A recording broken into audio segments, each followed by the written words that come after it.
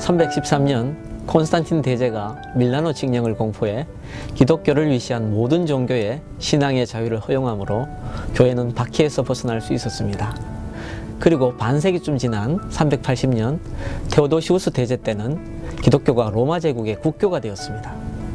박해 아래서 순수한 신앙을 유지했던 교회가 로마 제국이 국교가 되면서 오히려 세소가 되었다고 부정적으로 보는 시각도 있습니다.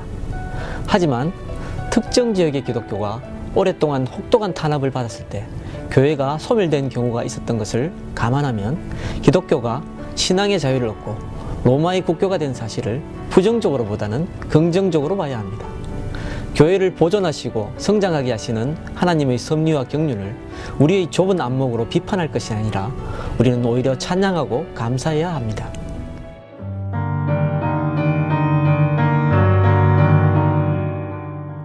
AD 250년 로마 데키우스 황제는 로마의 신들에게 제사를 바치라는 명을 내리며 그것에 복종하지 않는 자들을 박해하기 시작했습니다.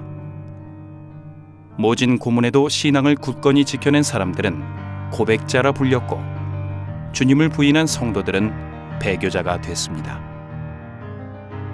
데키우스 황제가 죽고 박해가 끝나자 배교자를 받아들여야 하는지 말아야 하는지에 대한 갈등이 교회 안에 일어났습니다.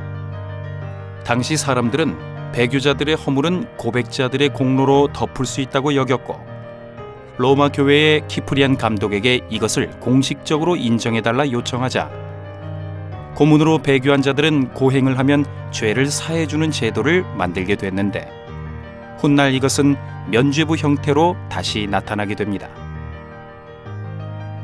시간이 지나 로마 45대 황제 시절 기독교 박해가 다시 시작됐고 갈레리우스 황제에 이르러서는 온갖 잔인한 방법들이 나타나며 핍박은 극에 치닫게 됩니다.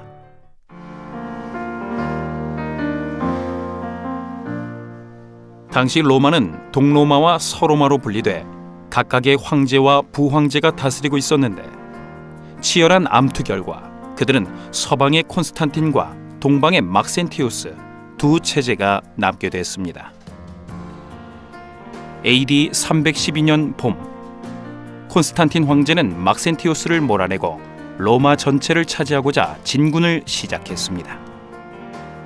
결전이 있기 전 콘스탄틴은 어머니가 믿는 하나님께 기도해 하나님의 음성을 듣게 되고 그리스도가 나타나는 꿈도 꾸게 됩니다.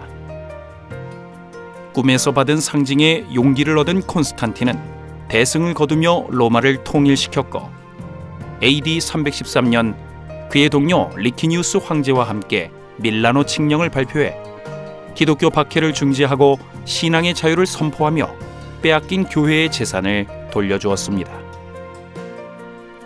황제의 개종과 교회에 대한 전폭적인 후원으로 교회는 일대 전환점을 맞지만 같은 시기 북아프리카 카르타고에서 교회 간에 일어난 논쟁에 대해 황제에게 중재를 요청하며 교회는 정치 세력과 연관되는 종교로 점점 변해가기 시작합니다.